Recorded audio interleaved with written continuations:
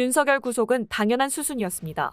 내란을 계획한 부하들이 다 잡혀 들어가는 마당의 상급자인 윤석열은 풀어주는 게 말이 되겠습니까? 지금까지 이태원 참사, 화성 배터리 공장 화재 등 국민들의 목숨을 앗아가는 대참사가 터질 때마다 이상민 행안부 장관이 윤석열 옆에 붙어서 등장했었는데요. 그때마다 사표를 내겠다고 해도 윤석열이 옆에 붙여놓고 꿋꿋이 버티던 이유가 있었습니다. 아무리 속이려고 해도 모든 국민들의 눈을 속일 수는 없습니다.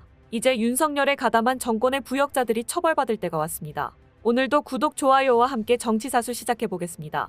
윤석열이 19일 구속되면서 12.3 비상계엄 사태로 구속된 이들은 총 11명으로 늘어났습니다. 윤 대통령이 재판에 넘겨지면 수사당국의 칼끝은 다른 의혹을 겨눌 전망입니다.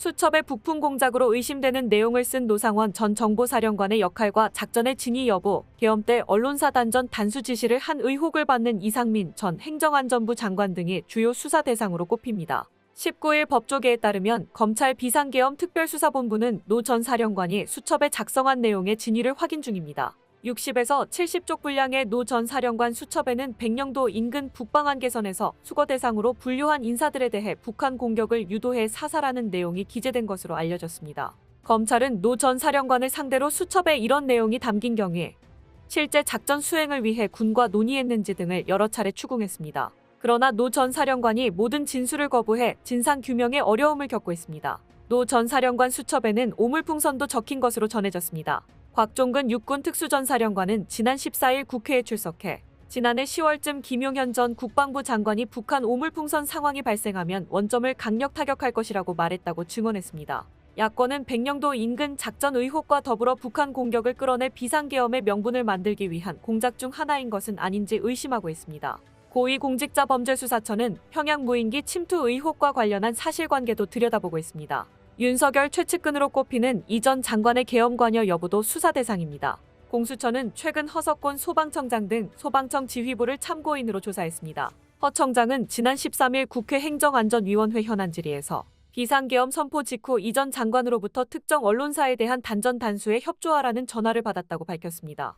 이 전 장관은 장관 재직 중 이례적으로 비화폰을 썼는데 윤 대통령과 계엄에 관해 논의한 것 아니냐는 의심이 나오는 상황입니다. 공수처는 윤 대통령 수사를 마무리한 뒤 이 전 장관 수사를 본격화할 방침입니다. 경찰은 윤 대통령 체포를 저지한 혐의를 받는 대통령 경호처도 수사 중입니다. 경찰은 전날 김성훈 경호처 차장에 대해 특수공무집행방해 등 혐의로 구속영장을 신청했지만 검찰이 반려했습니다. 윤 대통령 체포영장이 이미 집행됐고 김 차장이 지난 17일 경찰에 자진 출석했다는 점이 종합적으로 반영됐습니다. 김 차장은 구속영장이 반려되면서 즉시 석방됐습니다. 윤석열 대통령 지지자들의 서울 서부지법 테러로 인해 총 41건의 부상 신고가 소방당국에 접수됐습니다. 경찰 5명이 중상을 입었습니다. 이번 사태를 법치주의에 대한 심각한 도전으로 규정한 경찰은 극우 유튜버도 조사할 예정입니다. 19일 서울 마포소방서는 윤 대통령 구속영장이 발부된 이날 오전 2시 50분부터 오전 10시 30분 현재까지 서부지법 인근에서 총 41명이 부상 신고를 했다고 밝혔습니다. 이 중 12명이 병원으로 이송됐습니다. 이송자 가운데 중상자는 없었습니다. 중상자는 경찰에서 나왔습니다. 폭도들의 테러를 저지하는 과정에서 경찰관 9명이 부상을 입었습니다. 이 중 5명은 중상자입니다. 지난 18일 윤 대통령 영장심사가 열린 서울 서부지법 인근에는 이른 시각부터 수만 명의 윤 대통령 지지자가 몰려 욕설을 섞어가며 강한 시위를 이어갔습니다. 밤을 지나 19일 오전 윤 대통령 구속이 결정되자 지지자들은 폭도로 변해 법원 청사를 테러하는 중대 범죄를 저질렀습니다. 이 과정에서 총 86명이 현행범으로 체포됐다. 이들은 18개 경찰서에서 나눠 조사받고 있습니다.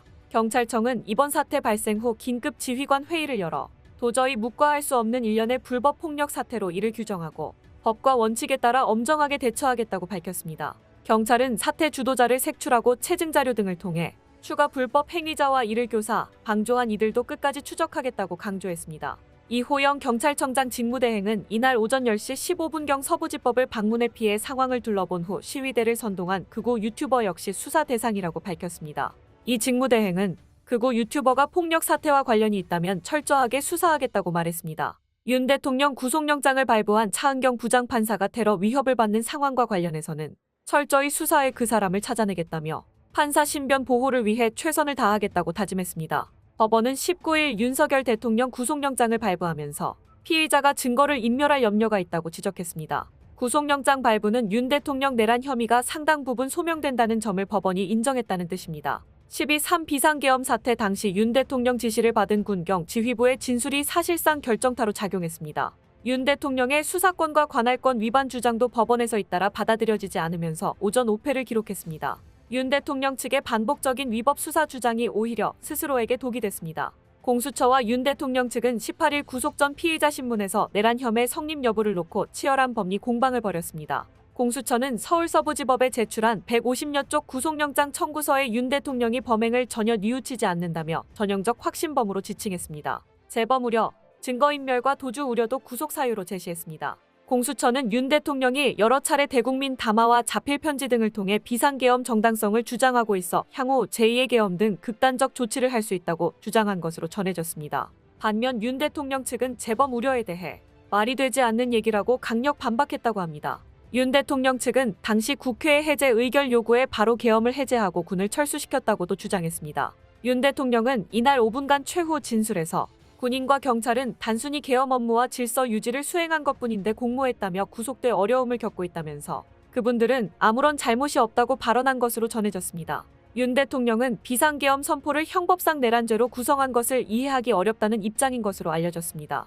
윤 대통령은 국회의원에 대한 체포 지시가 없었다는 점, 국회 의결로 즉시 계엄을 해제해 폭동에 해당하지 않는다는 점 등도 강조했지만 법원은 영장을 발부했습니다. 공수처가 검찰로부터 확보한 김용현 전 국방부 장관, 박안수 육군참모총장, 여인영 국군방첩사령관 등 내란 공범들의 수사 기록이 결정타가 된 것으로 보입니다.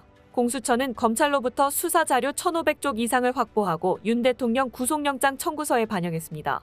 앞서 구속 기소된 군 관계자 등의 공소장에는 윤 대통령이 국회 들어가려는 국회의원들 다 체포해 잡아들여 총을 쏴서라도 문을 부수고 들어가 끌어내라고 지시했다는 수사 결과가 담겼습니다. 법조계에선 법원 체포영장에 불응하고 조사 과정에서 침묵으로 일관한 윤 대통령의 태도가 영장 발부로 이어졌다는 해석이 나옵니다.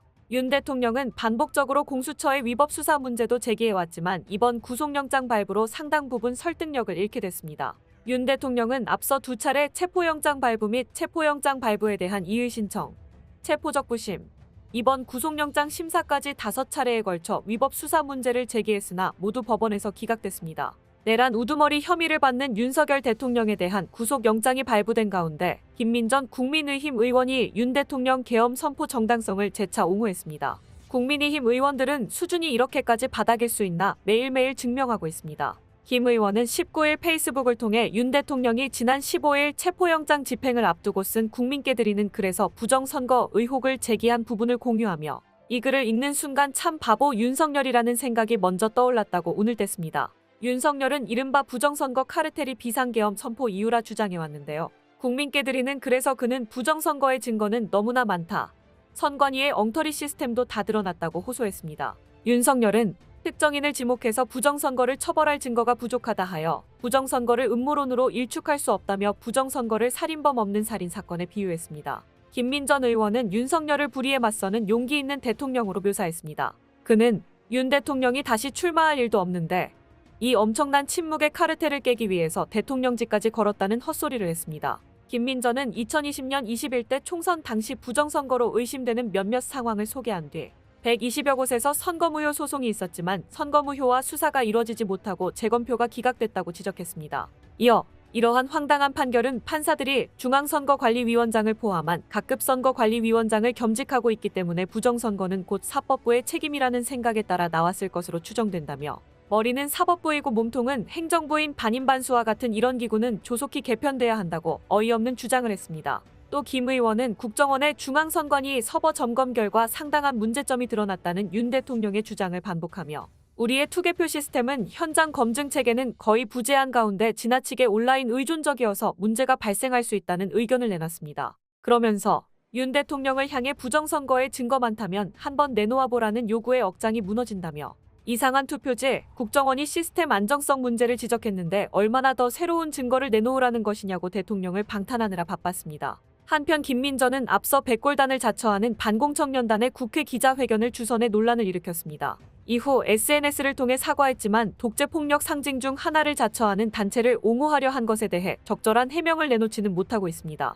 윤석열과 국민의힘이 하는 말 속에 국민은 하나도 없습니다. 그저 지금의 상황을 모면하고 본인들이 살아날 궁리만 하면서 아예 국민들을 속이려고나 하고 있습니다. 그러나 이제 윤석열과 잔당들을 향한 심판은 시작됐습니다. 오늘 내용은 여기까지입니다. 유익하셨다면 구독과 좋아요 한 번씩 부탁드립니다. 대한민국이 바로 서는 그날까지 정치사수가 함께하겠습니다. 감사합니다.